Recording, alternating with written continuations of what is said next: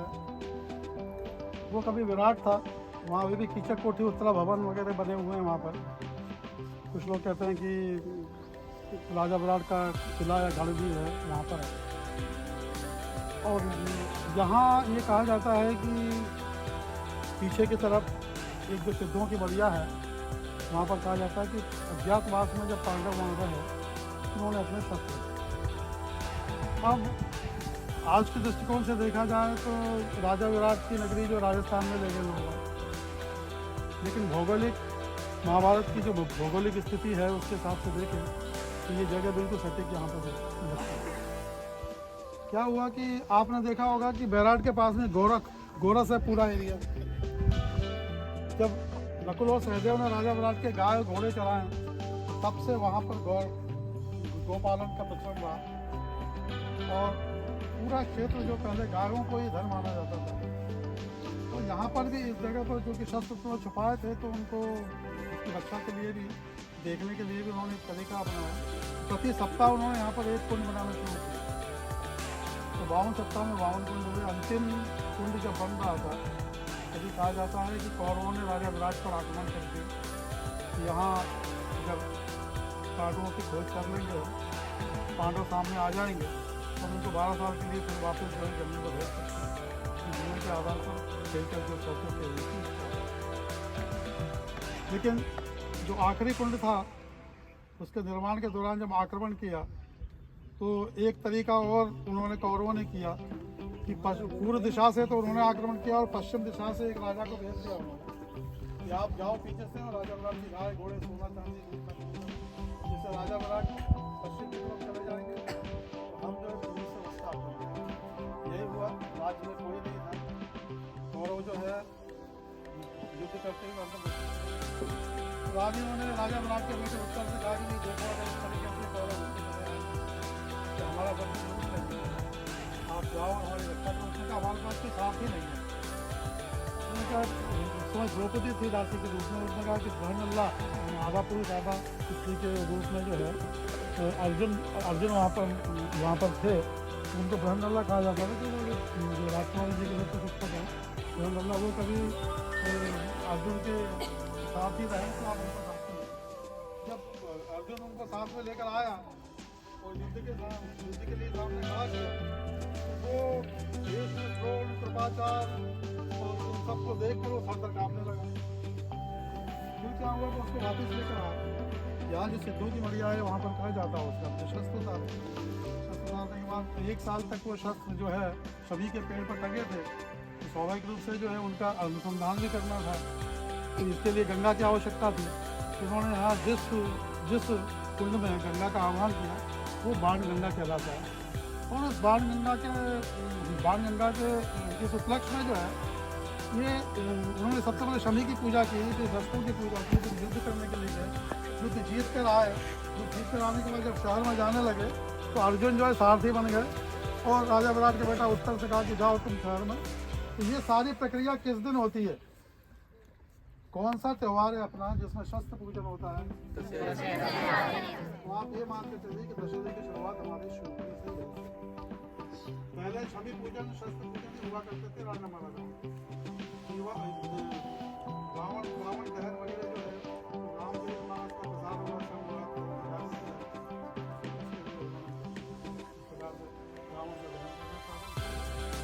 का जो दशहरा जो है शवि पूजन उसकी कथा है। इसका इतना जो है पौराणिक महत्व है इस वस्तु पर। अब क्या होता है कि गंगा दशहरा, मकर संक्रांत, नवर के जो राजा थे जब ये सिंधियाल के पास चला गया तो सिंधिया उस मेले की व्यवस्था करना। यहाँ ये भोग आपको दिखाई देना ये 9वीं शताब्दी के हैं। ये पुरानी घड़ी थी और वो पीछे एक आपको भवन दिखाई दे रहा है, वो पुरानी कचहरी थी। ऐसा कहा जाता है आईना अकबरी में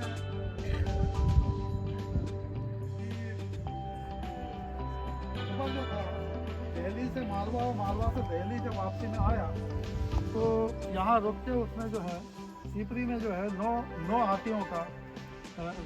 हाथियों को पकड़ के यहाँ से ले गया। जाते समय भी आते थे तो वो दिन में यहाँ पर रखा और रात रात को नर्वस छोड़ कर चला गया, ऐसा उसके अंदर मतलब। तो ये घड़ी थी उस समय में।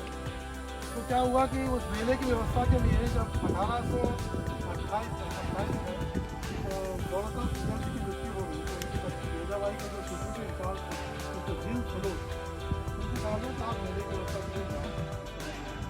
तो मेले की व्यवस्था के लिए आए तो इस चारों परिसर में उन्होंने हाथी घोड़े ऊँट वगैरह सब बांध दिए। और जब वो वापस गए तो लोगों ने उनकी शिकायत करी कि इन्होंने हाथी घोड़े ऊँट वगैरह बांध दिए, जिससे इस कुंड में पवित्र कुंड में जो है वो पानी वो चला गया, लीद वगैरह चली गई और वो अपवित्र हो गया। ये ऐसे आदमी को आपने क्यों भेजा? तो उसको बुलाया, बुला कर भेजा भाई सिंधिया जी ने उससे पूछा कि तुमने ऐसा क्यों किया? तो उसने बताया कि अकबर के ज़माने से वहाँ बांधते चले आ रहे हैं, मेले की व्यवस्था के लिए क्या हुआ मेरे नहीं आइंदा से अब ये वहाँ जो है गढ़ी के अंदर किसी प्रकार से हाथी घोड़े वगैरह सब बांध उसके लिए उपाय बताओ। तो उसने कहा आप 2 मंदिर बना दीजिए। तो 1830 में उन्होंने कहा तुम ही बनाओ। मिस्टर जेम्स सलोर जो कि इटालियन था, उसने 2 मंदिर बनाए, राम मंदिर है। मंदिर बनाने के बाद उसकी डायरी लिखना है,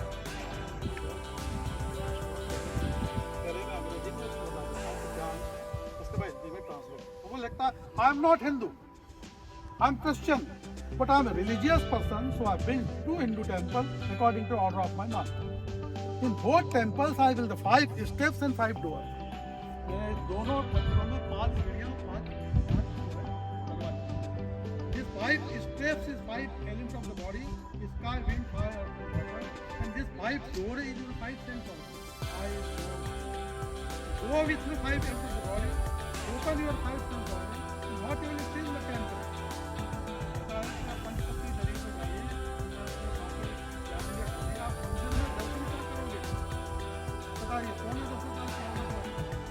और एक विदेशी जो इटालियन व्यक्ति जो है वो भारतीय लोगों से कहता है कि हम मंदिर में दर्शन क्या करें?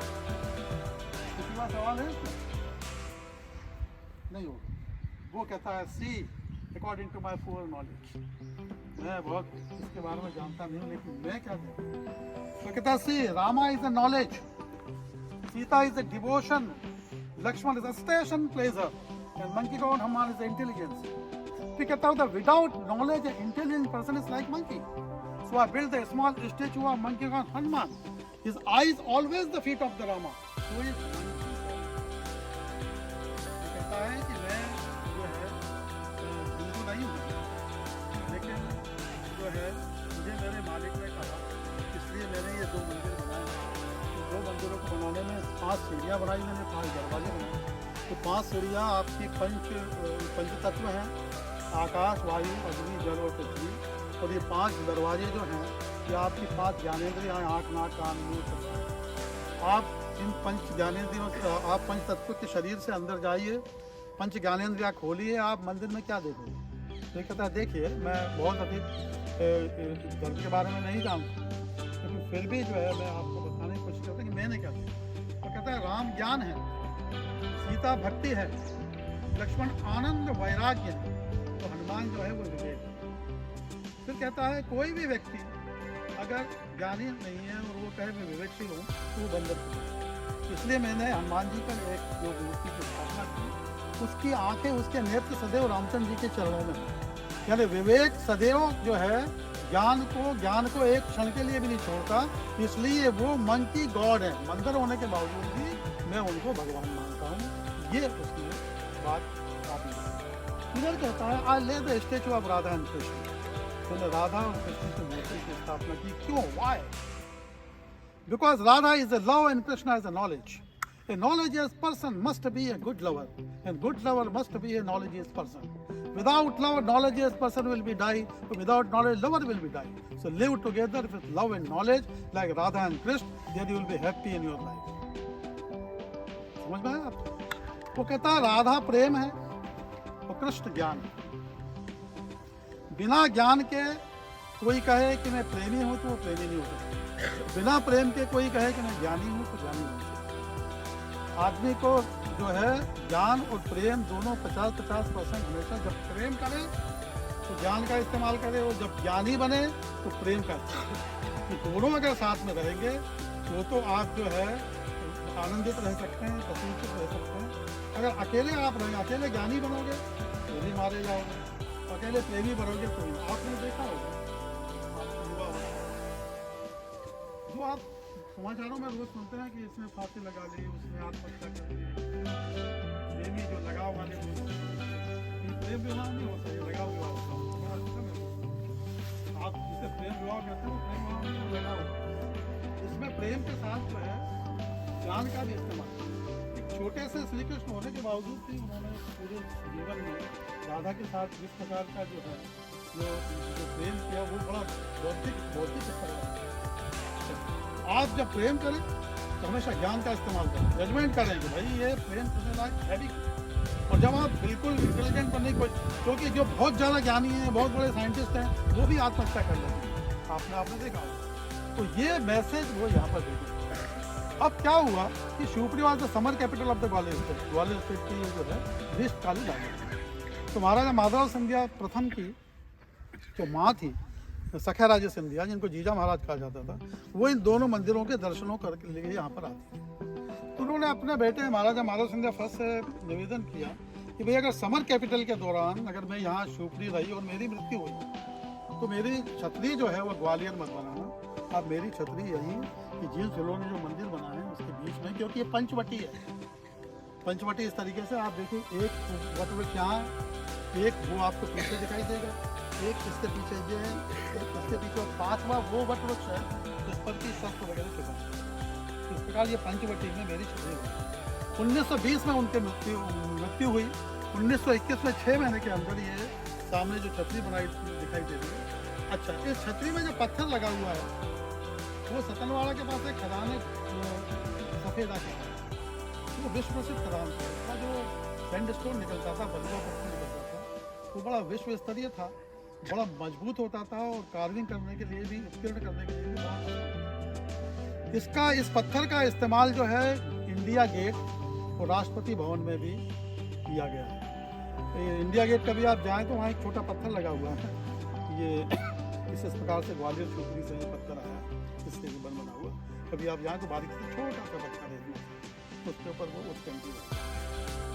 इस प्रकार से ये पत्थर हमारी शिवपुरी से है, बड़ा महत्वपूर्ण पत्थर है। अब ये जब छतरी बन गई तो महाराजा माधव सिंधिया जी ने क्या हुआ, ये काम आपको दिखाई दे रहा है पीछे, आप देखें रंगीन पत्थर, एक पत्थर में दूसरा पत्थर लगा हुआ है। ये भी आपको बताऊं, ये इटालियन वर्क है, इसको अंग्रेजी में कहा जाता है पेट्रा डूरा। और इस पेट्रा डूरा वर्क का मतलब पेट्रा यानी पत्थर, डूरा यानी अंदर डाल। एक पत्थर में जो दूसरा पत्थर डाला जाता है उसको पेट्रा डूरा कहा जाता है, इंग्लिश में इनले कहते हैं, और हिंदी में अपन इसको पच्चिका। अपने क्या था कि ताजमहल के पहले, रहमतुल्लाह मकबरे के पहले हम लोगों का जो चूना था, चूने पर कलर करके, आप मानसिंह पैलेस पर ही जाओ और मंदिर शायद इंदौर में भी थोड़ा बहुत चूने का, रंगीन चूने का कुछ आपको औषध दिखा दे, चूने का काम था। हमारे एक पत्थर में दूसरा पत्थर नहीं था। वो काम सबसे पहले नूरजहां ने अपने पिताजी इस्मतुल्लाह के मकबरे को बनाने के लिए उन्होंने इटली से बुलाया उनको। उन्होंने वो बनाने के बाद यहीं रुक गए। फिर शाहजहां ने उनका इस्तेमाल जो है ताजमहल में किया। ताजमहल में करने के बाद उसने सबको बुलाया और बुलाकर उसने कहा कि अगर आपने ये काम कहीं किया उन कारीगरों से तो मैं तुम्हारे हाथ जो है काट दूँगा। हाथ काटे नहीं, लेकिन वो अपने घर में काम करते रहे। इस पेट्रा डोरा की विशेषता ये कि जिसमें आउटर पत्थर है जितने भी रंगीन और जमीन पे लगे हैं वो सब हमारे ग्वालियर स्टेट के थे। तो महाराजा माधव सिंधिया ने कहा कि भाई हमारे पत्थर जो है वो ताजमहल में अतमातुल्लाह में लगे हुए हैं, हमारे पास जरा सा भी नहीं है। तो उन्होंने मिस्टर असमतुल्लाह का, असगर अली का, एस एम बहादुर जिनके बोर्ड पर नाम लिखे हुए हैं, वो आप पढ़ते हुए जाना, उनको आगरा भेजा, उन कारीगरों को इकट्ठा किया। और ये जो छतरी है उसमें आप जब दर्शनों के लिए जाओगे तो सखा हमारे सिंधिया जी का जो स्टेचू है उसके पीछे एक आला बना हुआ है, तो उसमें सबसे पहले ये वर्क पेट्रा डोरा का वर्क किया।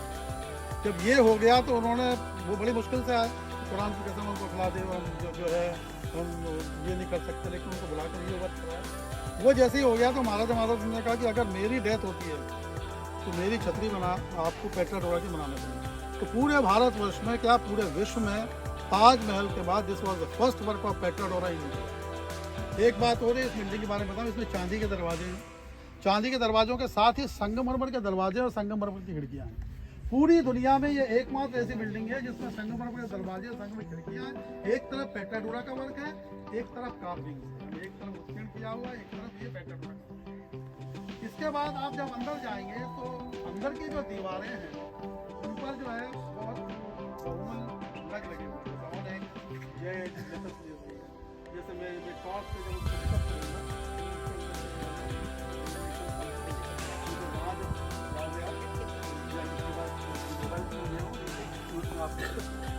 इसके साथ चांदी के दरवाजे के साथ चांदी के शैंडेलियर, झूमर, फानुस, झाड़ और फानुस कहते हैं ना, तो झाड़ तो नीचे लगाए जाते हैं, फानुस ऊपर छप्पन है। चांदी के फानुस हैं, उनमें जो मत्स्य कन्याएं बनी हुई हैं उनके मुकुट सोने के हैं, उसमें भी पन्ने का इस्तेमाल किया हुआ ऊपर लटकन ऐसे गोल गोल लटकन। इसके अंदर आप जाएंगे आप तो अंदर शिव मंदिर बना हुआ है, जिसके साथ ही महाराजा माधव सिंधिया फर्स्ट की जो है एक प्रतिमा है। आपको एक बात और बताऊं, this different between statue and idol. प्रतिमा और मूर्ति में अंतर होता है। कोई बता सकता है क्या अंतर है? प्रतिमा क्या है, मूर्ति क्या, बताइए। बहुत देखते हैं, बताइए शिक्षकों में से कोई बताए?